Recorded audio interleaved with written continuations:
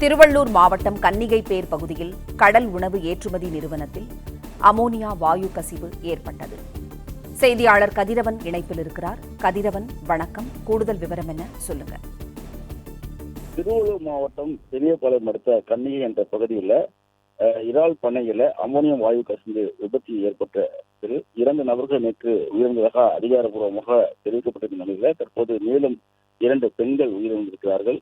70க்கும் மேற்பட்டோர் மருத்துவமனைகளில் அனுமதிக்கப்பட்டு 30க்கும் மேற்பட்ட தீவிர சிகிச்சை பிரிவில் சிகிச்சை பெற்று வரக்கூடிய நிலையில 2 பெண்கள் சிகிச்சை பலனின்றி உயிரிழந்ததாக தெரிவிக்கப்பட்டிருக்கிறது.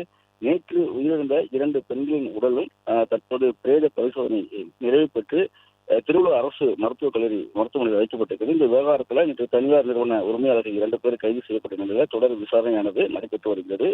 திருவள்ளூர் மாவட்டம் பெரியபாளையம் கன்னிகைப்பேர் பகுதியில் இருக்கக்கூடிய புனித பீட்டர்பால் கடல் உணவு ஏற்றுமதி நிறுவனத்தில் நேற்று மதியம் அமோனியா வாயு கசிந்து விபத்தானம் ஏற்பட்டது.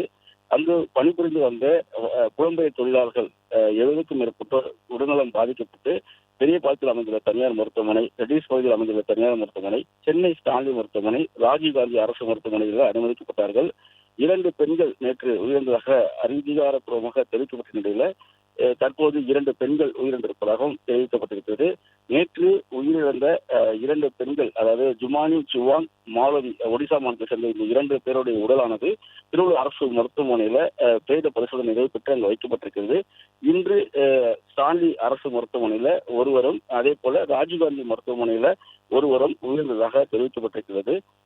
இந்த 2 பெண்களும் வெண்டிலேட்டர் உதவியோடு சிகிச்சை பெற்று வந்ததாகவும் அவர்களது தொடர் சிகிச்சை பெற்று வந்த நிலையில் நேற்று நள்ளிரவில் உடல்நலம் மேலும் மோசமடைந்து உயிரிழந்ததாகவும் மருத்துவமனை தரப்புல தெரிவிக்கப்பட்டிருக்கிறது.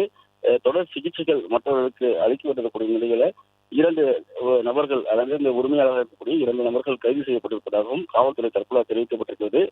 கொலைக்கு நிகராகாத உயிரிழப்பு சம்பவங்களை ஏற்பட்டு என்ற சட்டப்பிரிவிலும், அதே போல பிறரின் பாதுகாப்பிற்கு அபாயம் விளைவிக்கும் செயல் செய்தல் ஆகிய 2 பிரிவுகளிலும் உரிமையாளர் 2 கைது செய்திருப்பதாகவும், சகோதரர் ஜோசப் மற்றும் மோகன் ஆகிய 2 நபர்கள் கைது செய்யப்பட்டிருப்பதாகவும் காவல்துறை தரப்புல தெரிவிக்கப்பட்டிருக்கிறது. பிளே ஸ்டோர் மற்றும் ஆப் ஸ்டோரில் இருந்து பாலிமர் செயலியை QR கோடு மூலம் பதிவிறக்கம் செய்யுங்கள். செய்திகளை உடனுக்குடன் பெறுங்கள்.